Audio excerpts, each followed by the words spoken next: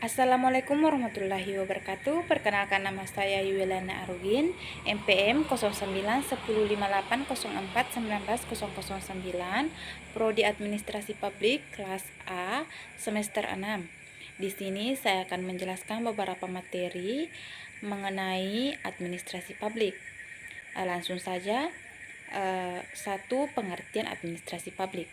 Administrasi sebagai proses kegiatan tata usaha, pemerintah, dan administrasi publik, segenap proses penyelenggaraan dalam setiap usaha kerjasama sekelompok manusia untuk mencapai tujuan tertentu. Administrasi sebagai cabang ilmu administrasi publik menggunakan semua teori, konsep, dan analisis yang berlaku dalam ilmu administrasi. Pada saat yang sama, administrasi publik juga memanfaatkan teori dan konsep yang berlaku dalam beberapa cabang dari ilmu sosial seperti ilmu politik, ekonomi, psikologi, antropologi, budaya, dan sosial. Kedua, pendekatan administrasi publik.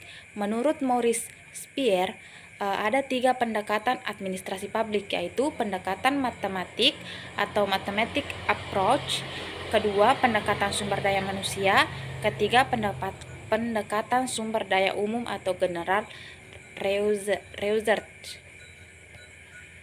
Ketiga pendekatan administrasi publik menurut Thomas J. David. 1. Pendekatan manajerial, kedua pendekatan psikologi, ketiga pendekatan politis, dan keempat pendekatan sosiologis. Menurut L. Sarmat, ada 6 pendekatan administrasi publik.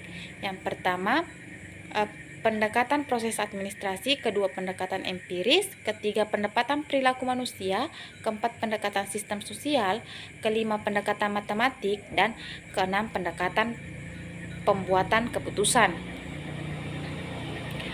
Tujuan kekhususan administrasi publik menurut Kayden 1982, yaitu kehadirannya tidak bisa dihindari, mengharapkan kepatuhan, mempunyai prioritas, mempunyai kekecualian, manajemen puncak adalah politik, penampilannya sulit diukur, dan lebih banyak harapan diletakkan di atas pundak administrasi publik.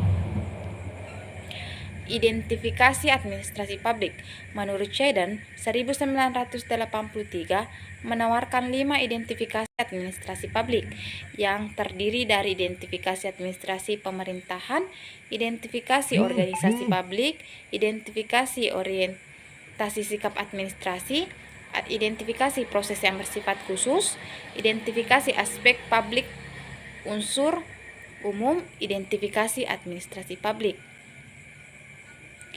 Sebagai stabilisator masyarakat, peranan administrasi publik dapat dikelompokkan dalam 4 kategori, yaitu 1. Sebagai stabilisator masyarakat, 2. Sebagai kunci masyarakat modern, ketiga peranan dalam pembangunan nasional, keempat peranan dalam perubahan sosial. Krisis identitas administrasi publik. Krisis identitas administrasi publik berkisar pada persoalan bagaimana administrasi publik memandang dirinya sendiri dalam waktu silam, menurut Nicholas Henry 1995. Secara rinci, krisis identifikasi dimaksud menunjukkan bahwa 1. Krisis identitas yang dihadapi administrasi publik bersumber dari tiadanya kesepakatan tentang administrasi publik sebagai ilmu ataukah bukan. 2. Pengetahuan dapat dipandang sebagai ilmu apabila memenuhi 2 ukuran, yaitu mempunyai paradigma teoretis dan mempunyai teori inti. Jadi sekianlah yang dapat saya sampaikan, lebih dan kurangnya mohon dimaafkan. Assalamualaikum warahmatullahi wabarakatuh.